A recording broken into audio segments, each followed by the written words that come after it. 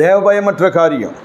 ஆதியாகம புஸ்தகம் 20வது அதிகாரம் திருப்பிக் கொள்ளுங்க, 11வது வசனம் சொல்லுகிறது, அதற்கு ஆபிரகாம், இவ்விடத்தில் தேவபயம் இல்லை என்றும் என் மனைவி நிமித்தம் என்னை கொன்று போடுவார்கள் என்று நான் நினைத்தேன். அபிமேலெக் கேட்குறாரு, எண்ணத்தை கண்டு இந்த காரியத்தை நீ செய்தாய். சகோதரின்னு சொல்லிட்டார் இல்லையா, அதுக்காக அவர் சகோதரின்னு சொல்லிட்டோன்னே இவர் தூக்கிட்டு வந்துட்டார்.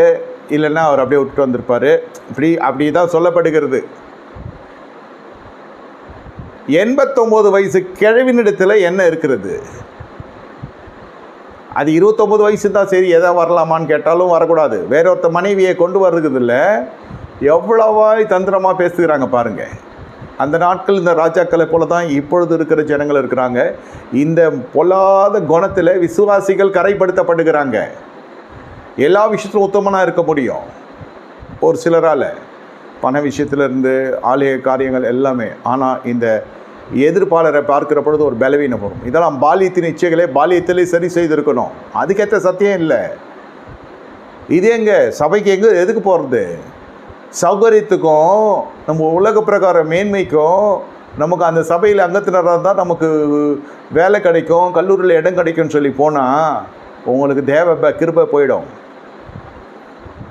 நீங்கள் அந்த பயிற்றங்கூழுக்காக ஏசா தன் சரீர பசிக்காக சேஷ்டபுத்திர பாத்தை விட்டுறது போல உங்கள் வாழ்க்கையில் வர வேண்டிய ஆசீர்வாதம் நீங்களே தட்டி கழித்து விடுகிறீங்க. உங்களால் உங்கள் மாம்சத்தை மேற்கொள்ள முடியவில்லை, உங்களால் உங்கள் மனதை மேற்கொள்ள முடியவில்லை, உங்களால் உங்களை கட்டுப்படுத்த முடியவில்லை. இச்சை அடக்கம் இல்லை, கண்களின் இச்சை, மாம்ச இச்சை, ஜீவனத்தின் பெருமை, நட்புகள், அதுக்கேற்ற நட்புகள்.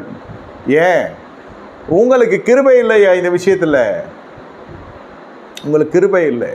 அதிகாலையில் நல்லா தூக்கம் வருது, காலைதோறும் கிருபை புதிதாக இருக்கிறது, புதிய கிருபை இல்லை. காலைதோறும் அது புழியப்படுகிறது. மண்ணாந்த வாங்கினாங்க, வண்ணாந்தத்தில் இருந்தவங்களுக்கு காலைதோறும் எழும்பி மண்ணை எடுத்துக்கொள்ள வேண்டும். அப்புறம் அந்த மண்ணை நின்று போய்விடும். எதற்கு கர்த்தர் காலைதோறும் கர்த்தர் எழுப்புகிறார்? காலையில் அந்த கிருபை, புதிதாக இருக்கிற கிருபை பெற்றுக்கொள்ள வேண்டும். அந்த கிருபை இருந்தால் தான் நீங்கள் கர்த்தருக்குள்ளே பயபக்தியாக ஜீவிக்க முடியும். அந்த கிருபை இல்லாத பொழுது வாயில் இருக்கிற வார்த்தைகள்லாம் என்ன சொல்லும்? சாலமோனுக்கு எத்தனை பொண்டாட்டி இருந்தால், எத்தனை மறுமணி ஆட்டி இருந்தால், தாவீதுக்கு எத்தனை பொண்டாட்டி இருந்தால், தாவீதெல்லாம் கர்த்தர் சொல்லலையா?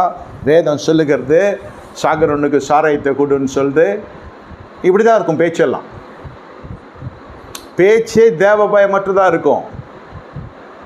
சர்ச்சைகள், குடும்ப சண்டையில் விவாகரத்து பண்ணிடுறேன், நான் வேற ஒருத்த கல்யாணம் பண்ணிக்கிறேன், நான் அங்கே வாழ்க்கப்பட்டிருக்கணும், இங்கே வாழ்க்கப்பட்டிருக்கணும், பழைய இதெல்லாம் பாடிக்கொண்டே இருப்பாங்க.